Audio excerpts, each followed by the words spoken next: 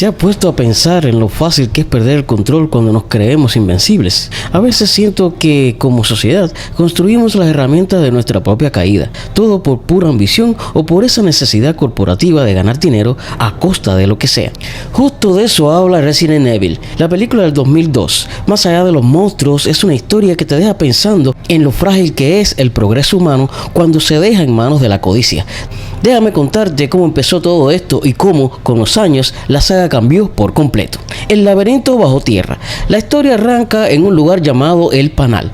Es un laboratorio subterráneo gigantesco que le pertenece a la corporación Umbrella, una empresa que básicamente controla el mundo. Todo parece marchar bien hasta que ocurre un accidente con un arma biológica. En ese momento, la inteligencia artificial del lugar, la Reina Roja, decide cerrar las puertas y eliminar a todos los trabajadores para que el peligro no salga a la superficie. Ahí es donde entra un grupo de soldados. Su misión es bajar al laboratorio y apagar la computadora. En el camino se topan con Alice, una mujer que no recuerda nada de su pasado y que vigila la entrada.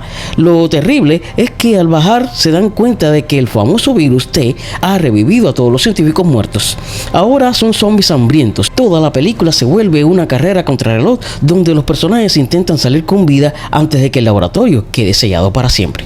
Del juego a la pantalla grande. Adaptar este videojuego al cine fue un dolor de cabeza. Al principio el director George A. Romero, que era el papá del cine de zombies, escribió una historia muy parecida al juego original de 1996. Iba a pasar en una mansión vieja con los mismos personajes y mucho misterio, pero al estudio de cine no le gustó, querían algo más moderno y comercial. Entonces llegó el director Paul W. S. Anderson. Él decidió cambiar las reglas. En lugar de copiar el juego, inventó una historia nueva que funcionaba como una antesala de todo el desastre. Inventó a Alice para que el espectador, hubiera jugado o no, descubriera el misterio junto a ella. Con poco dinero y filmando en locaciones reales de Alemania, como estaciones de metro abandonadas, lograron crear un ambiente encerrado y frío que te transmite una sensación real de ahogo.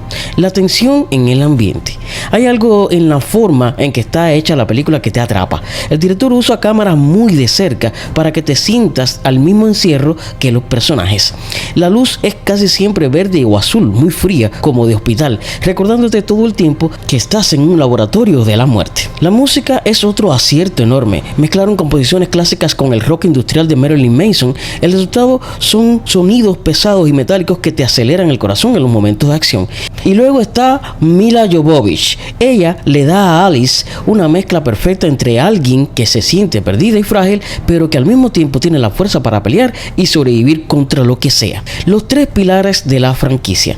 Si nos detenemos a analizar lo que hizo famosa a esta saga, hay tres cosas claves que cambiaron las reglas del juego. Primero, el cambio del juego a la película. En las consolas, Resident Evil era un juego lento de resolver acertijos en una mansión gótica con pasillos de madera. La película dejó atrás esa estética antigua y la cambió por tecnología, laboratorios y ciencia ficción.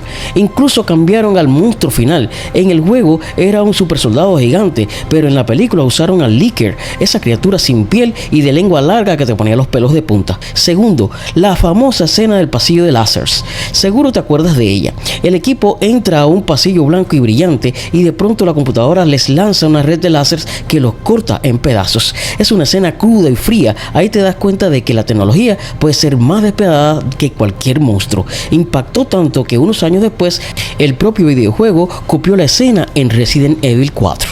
Y tercero, la forma en que la saga se fue desvirtuando. Al principio era terror y suspenso, pero con las secuelas la historia se salió de las manos. Primero el virus destruyó una ciudad, luego secó el planeta entero y Alice terminó teniendo superpoderes y clones. Las películas se volvieron un festival de explosiones, piruetas en cámara lenta y balaceras exageradas. Para cuando llegó la última película en el 2016 ya no quedaba nada del miedo original, era solo un producto de acción hecho para vender entradas. Las marcas en el set. Hacer esta película fue un reto físico tremendo, como te decía. Usaron una estación de metro real en Berlín para los pasillos del laboratorio, lo que hacía que todo se sintiera frío y húmedo. Los actores tuvieron que entrenar con militares de verdad para aprender a mover las armas con realismo. ¿Y recuerdas los perros zombies? No eran efectos por computadoras, eran perros Doberman reales, a los que les pusieron maquillaje hecho de gelatina y sangre falsa. El problema es que el maquillaje era dulce y los perros se la pasaban intentando lamer comérselo entre tomas. La acción también fue real. La misma Milla terminó con moretones enormes por hacer ella misma casi todas sus acrobacias. A principios de los años 2000, los zombies estaban prácticamente muertos en Hollywood. La gente los veía como algo viejo, aburrido y pasado de moda, atrapado en las películas de bajo presupuesto de los años 70 y 80. Pero Resident Evil llegó en el momento justo para cambiar las reglas del juego, y junto a otras dos películas logró que los muertos vivientes se volvieran el monstruo favorito de la cultura pop moderna. Déjame contarte cómo esta película ayudó a revivir el género y por qué los zombies cambiaron para siempre a partir de ahí. El despertar de los muertos en un milenio nuevo. Antes del 2002, si pensabas en un zombie, te imaginabas a un muerto saliendo de una tumba en un cementerio oscuro, caminando muy despacio y con los brazos estirados. Resident Evil rompió con esa estética gótica y clásica. Llevó a los zombies a un entorno hipermoderno, laboratorios subterráneos, luces de neón, paredes de vidrio y tecnología de punta. La película demostró que el miedo de los muertos vivientes no venía de una maldición mágica o del vudú, sino de la ciencia y de los errores humanos.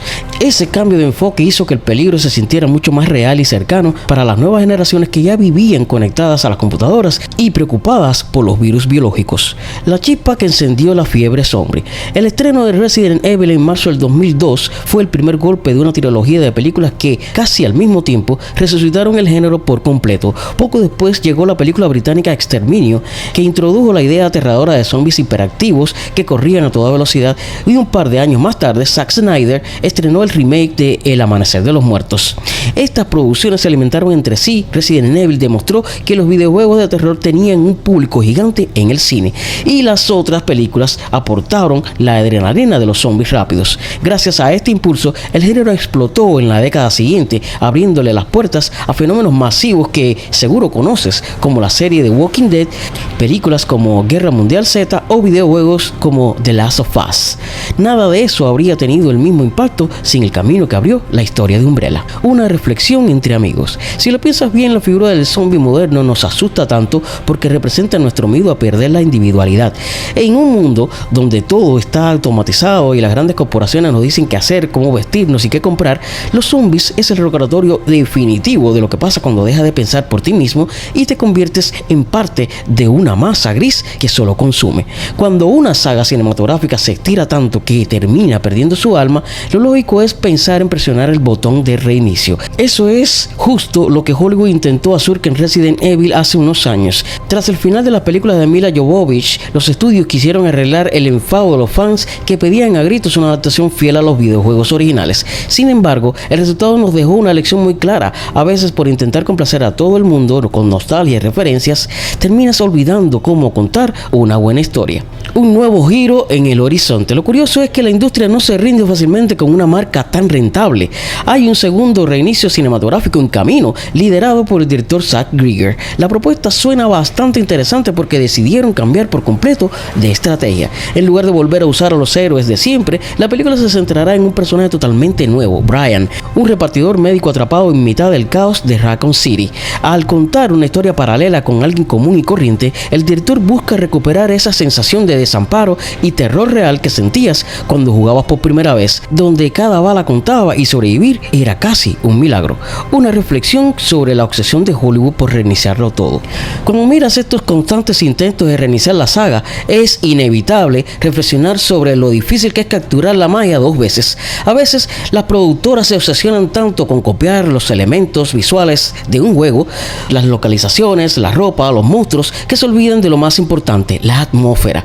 La película original de 2002 no era perfecta y cambió muchas cosas del juego, pero tenía una identidad propia, un ritmo que te atrapaba y una banda sonora que te ponía tenso. Sabía exactamente qué película quería hacer. El cine actual muchas veces cae en la trampa de convertirse en una lista de referencias para que el fan sonría en la sala, pero la nostalgia por sí sola no es suficiente para revivir a un muerto. Cuando terminas de ver la película y lo piensas con calma, te das cuenta de que la corporación Umbrella no es tan diferente de las grandes empresas farmacéuticas o tecnológicas que tenemos hoy en día. Son corporaciones gigantescas que muchas veces parecen estar por encima de la ley, buscando el progreso científico, pero movidas realmente por el dinero. El virus de la película es una metáfora de lo que pasa cuando creamos algo que no podemos controlar.